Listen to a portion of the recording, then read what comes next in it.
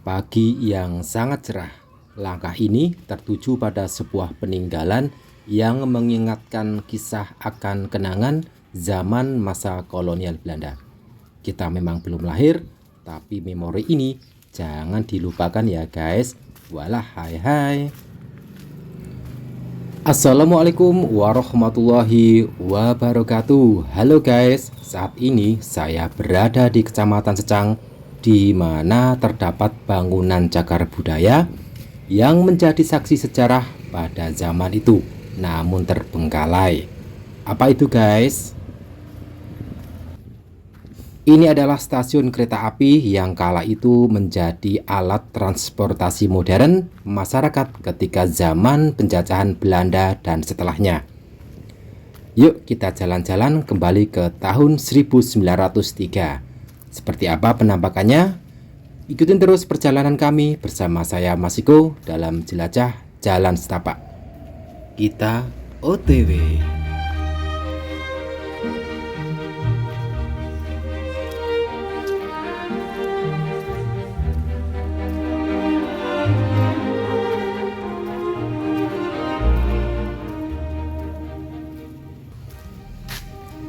Selamat datang tahun 1903.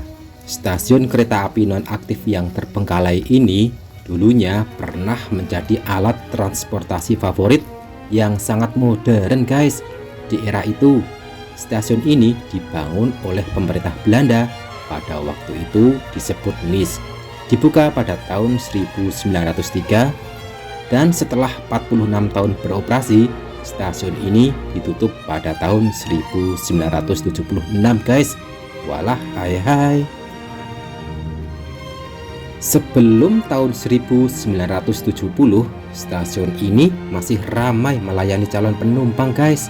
Namun pada tahun 1970, penumpang kereta api di sini menurun drastis guys. Karena saat itu kereta api berjalan sangat pelan dan sering menimbulkan kecelakaan karena rel kereta api berada di pinggir jalan raya. Maka dari itu, penumpang lebih memilih moda transportasi lainnya seperti bus, mobil pribadi, dan lain-lain.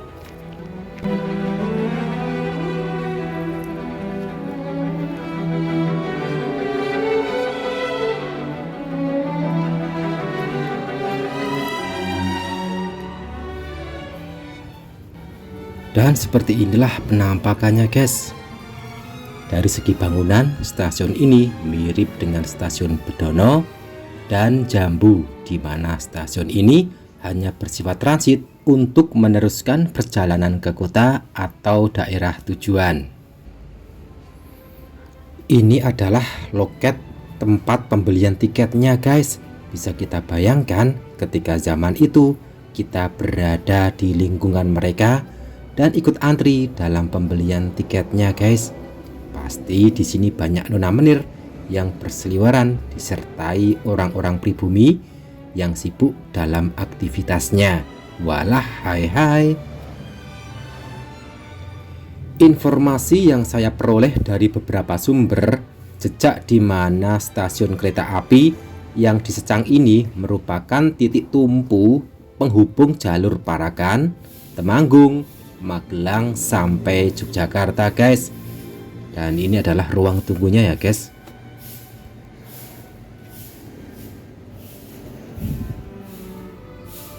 Walaupun stasiun Secang ini terkesan terbengkalai, namun ada tanda-tanda perawatan seolah mengabarkan ada yang peduli terhadap bangunan ini. Ketika langkah kaki ini tertuju pada ambang pintu lorong masuk di ruang tunggu penumpang, saya dikejutkan oleh ubin stasiun yang masih bagus, terawat, dan bersih guys. Namun disayangkan terdapat coretan vandalisme di dinding tembok stasiun ini mengisyaratkan bentuk protes atau memang tidak adanya ketidakpedulian oknum yang tidak bertanggung jawab terhadap bangunan bersejarah ini. Waduh hai. Sangat disayangkan ya guys, kompleks stasiun Secang yang kental akan sejarah ini dalam kondisi yang kurang baik, meskipun penampakannya terlihat kokoh. Memang tidak bisa dipungkiri lagi kualitas bangunan Belanda. Kita acungi jempol deh, walah hai. Selain bangunan utama stasiun Secang yang bercat putih ini, di halaman stasiun juga masih tersisa besi panjang rel kereta api. Namun bila kita telusuri lebih lanjut, rel kereta api tersebut menghilang ditelan rumah warga penduduk. Yuk guys, kita telusuri apa masih ada sisa-sisa besi rel kereta api di sekitar stasiun ini. Kita melangkah menuju ke pemukiman warga ya guys, di mana terdapat jalur rel kereta api yang menjadi saksi sejarah kejayaan stasiun Secang pada masa itu. Jadi jalur kereta api yang ada di Secang ini dari Parakan Temanggung ke Secang sampai stasiun Payaman, Bonpolo, Mertoyudan, dan seterusnya sampai Jogja. Nanti kita coba urutkan ya guys, di mana saja jalur tersebut. Nampak perumahan yang padat penduduk, namun status tanah di sini milik PJKA. Dan masih terlihat sisa-sisa rel ya guys. Jadi ini nanti kita sampai stasiun Payaman ya guys ya. Oke, kita lanjut penelusuran jalur rel ini sampai ke stasiun Payaman ya guys. Kita lanjut OTW. Walah hai.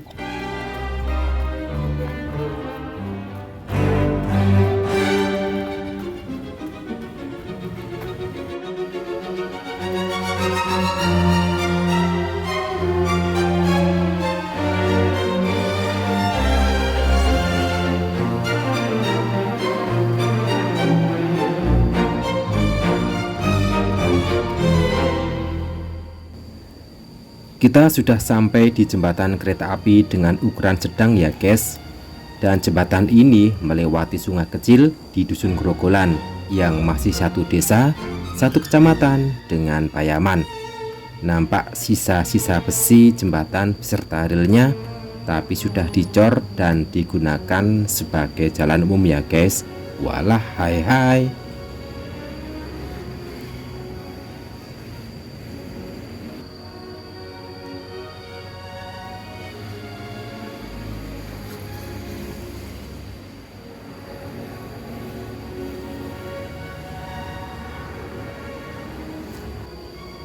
Jalan yang sedang kita lewati ini adalah jalur rel kereta apinya ya guys. Akan tetapi sudah penuh dengan rumah warga. Rumah warga yang menggunakan tanah PJK ini menghadap ke jalan raya guys. Karena jalur ini berada dekat dengan jalan raya, jadi posisi saya ini di belakang rumah warga. Ada kandang ayamnya guys. Walah hai. Kita lanjut penelusuran ke underpass Payaman ya guys. Sepanjang perjalanan jalur rel sudah penuh dengan rumah warga. Apa jadinya ya guys kalau jalur ini dihidupkan kembali? Kalaupun iya, semoga ada solusinya ya guys ya. Karena ada puluhan bahkan ratusan rumah warga yang ada di sini. Kasihan mereka menempati rumah-rumah di sini sudah tahunan. Bahkan ada yang puluhan tahun loh guys. Walah hai.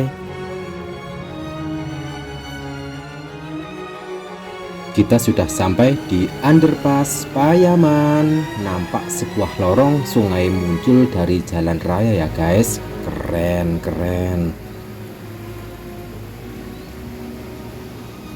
Underpass Payaman ini dibangun pada tahun 1903 dan sudah bisa diperkirakan umur bangunan ini sekitar 120 tahun ya guys ya.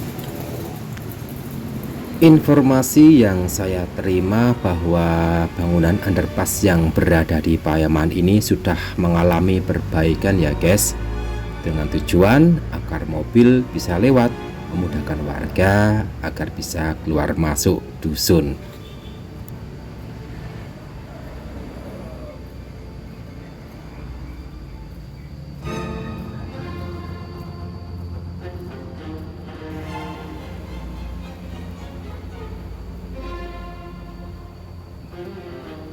Kita lanjut naik, melihat seperti apa kondisinya bila kita lihat dari atas ya guys ya.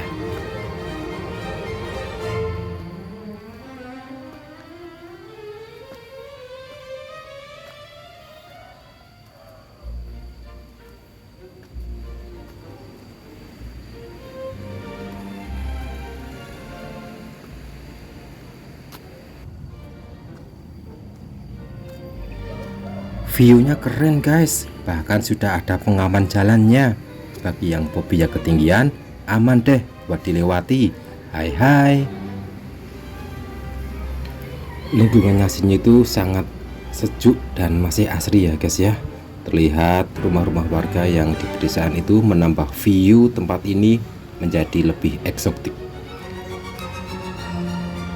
Dan itu adalah bangunan terowongan yang dibangun persis di bawah jalan raya yang tujuannya untuk mengalirkan air untuk kebutuhan masyarakat, khususnya untuk pertanian yang ada di Magelang dan sekitarnya ya guys ya. Hal yang menarik yang bisa kita temui dalam perjalanan ini adalah meski bangunan peninggalan Belanda ini termakan usia, tetapi kualitasnya tidak bisa diragukan lagi. Dan di era teknologi zaman itu juga belum modern, bisa dibilang tradisional, akan tetapi kualitas menjadi nomor satu dan mengesampingkan kuantitas.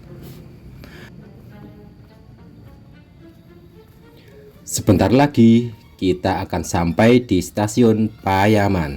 Jarak antara underpass Payaman ini tidak jauh bila diperkirakan sekitar 500 meter ya guys. Perbedaan jalur rel kereta yang kita lalui ini agak sedikit lebar ya guys. Ada sisa tanah yang digunakan sebagai jalan umum, dan semakin ke sana juga semakin lebar guys.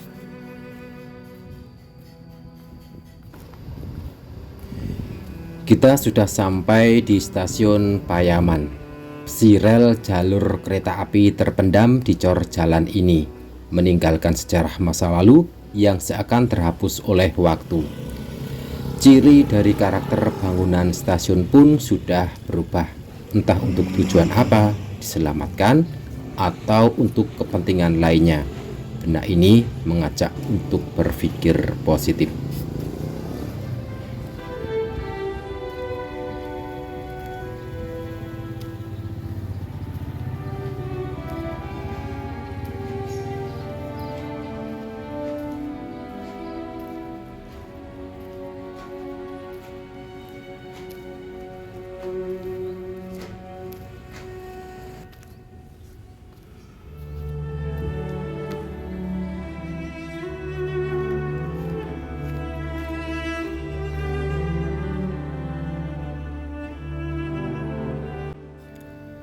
Tahun semakin berlalu, generasi terus silih berganti. Dengan berjalannya waktu, bangunan stasiun ini pun sulit dikenali. Namun upaya penyelamatan untuk bangunan ini adalah prioritas utama, agar kelak anak cucu kita tahu bahwa kisah ini menyimpan kenangan dan sejarah. Saya Mas Iko dari Jelajah Jalan Setapak mohon undur diri. Sampai jumpa di video selanjutnya. Mohon maaf bila ada salah, dan Assalamualaikum warahmatullahi wabarakatuh.